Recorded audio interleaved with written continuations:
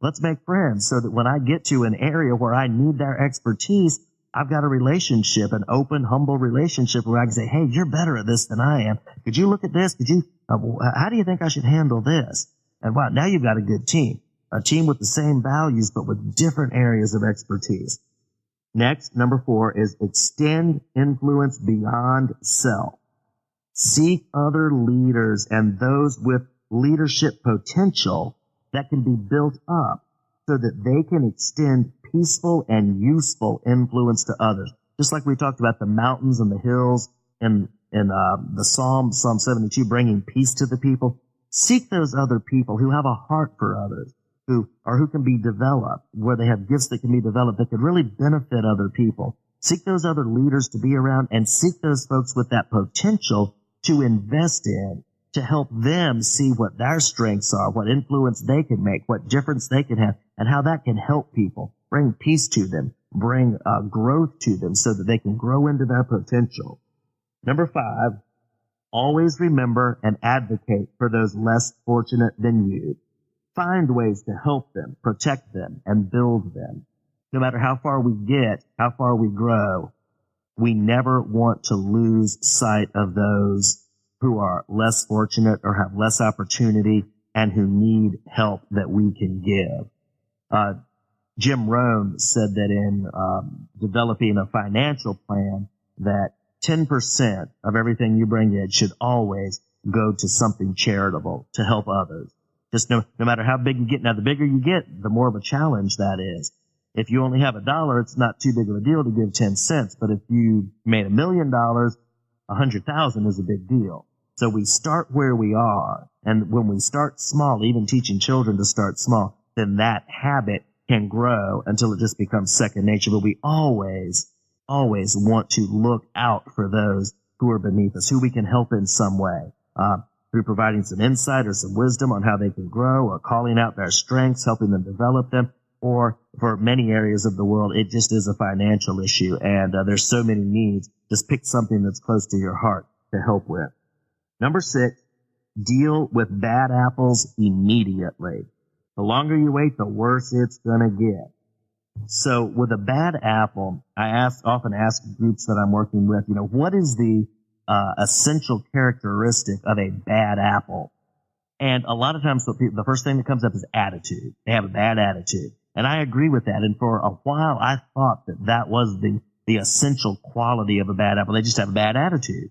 And there's those people, no matter what they do, that bad attitude just comes across. They're demeaning, they're condescending, they're ugly, they're rude. But I got to thinking that there was something deeper than just the attitude, something more positive. And as I thought about that, I woke up one night about 3 o'clock in the morning. I was like, aha, I've got it. The defining characteristic of a bad apple is that they devalue other people. They devalue them. It's like they don't know their own value and know how to grow so that they can do something that they can feel good about. So what they do is it's like they're pushing down on the people around them. They're pushing them down so that they can seem bigger, taller, better. And they're always doing that. They're always pushing them down. I've known people, and just the way that they came and said good morning was so snarky and had such an attitude that it was offensive. That's the defining characteristic of a bad apple. Now, confront that straight on as soon as possible. And when you confront them, especially if you're in an organizational context, don't do it out of personal offense. Paint the context. Make the context of what the organization is, what they're there to do, what their values are, and paint that context. Say, listen, this is who we are. This is why we exist, is to benefit other people in some way. Every organization in some way benefits other people.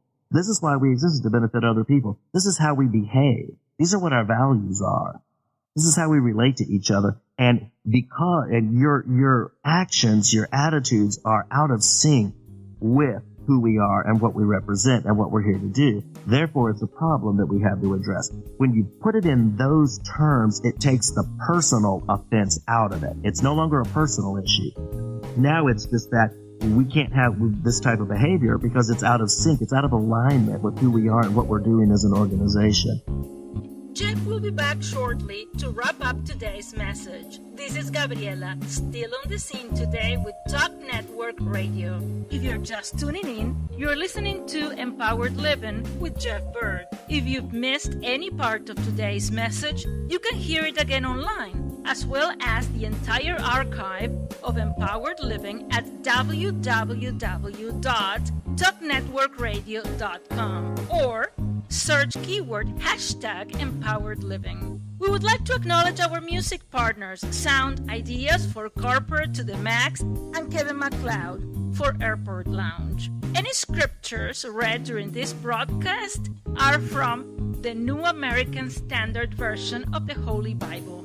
If you would like to learn more about Jeffrey Byrd Coaching, visit www.jeffbyrdcoaching.com. That is JEFFBYRD coaching.com. Do a Facebook search for @CoachingRocks or drop Jeff a line at jeff@jeffbyrdcoaching.com. Again, JEFFBYRD coaching.com. Let Jeff's Coaching Rocks be the building blocks of your empowered success. Now, let's go back to Jeff for the rest of today's message.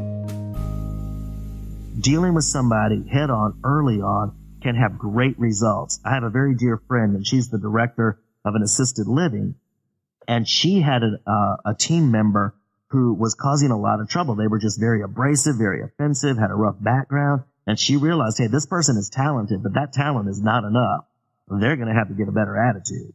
So she called her very early on. She called her into the office and had just a direct conversation with her and said, hey, this is who we are. This is what we do. This is what we believe in. This is how we behave. And what you're doing is causing trouble. It's offending other people, and it's not in alignment. And this is going to have to be corrected, or I'm going to have to take disciplinary action. That woman took that to heart.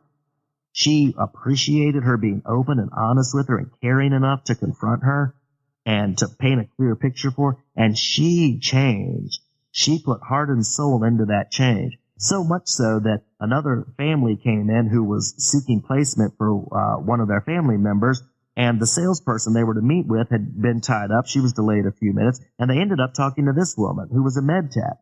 And they were so impressed with that woman's character that they ended up signing up and moving their family member into that community, because that's the kind of person they wanted, providing direct care for their loved one.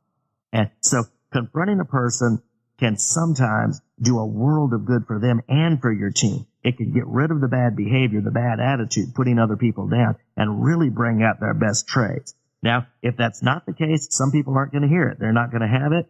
But what you've done is saved the team, saved the other people around them from so much heartache and offense. Because when a person does that, that spreads like the bad apple spread. And you do not want that on a team, because those attitudes will spread. People will start reacting. They'll be angry back at the way the person's treated them, or maybe they'll adopt their own bad attitude. So deal with that head on, and always hold the company objectives, the purpose. Paint that context, give that context for them, and hold them accountable to it. So I'll go back through that again. Number one, for growth ideas, list everyone who's had a part in the achievements you've had. Make a gratitude list and find ways to thank them. Second, be vulnerable. Allow and welcome feedback. Number 3, learn to see from the input of others. Number 4, extend influence beyond just yourself and what you can do. Partner with others with like minds and hearts. Number 5, always remember and advocate for those less fortunate than you. And number 6, deal with the bad apples immediately. Solomon called that crushing the oppressor.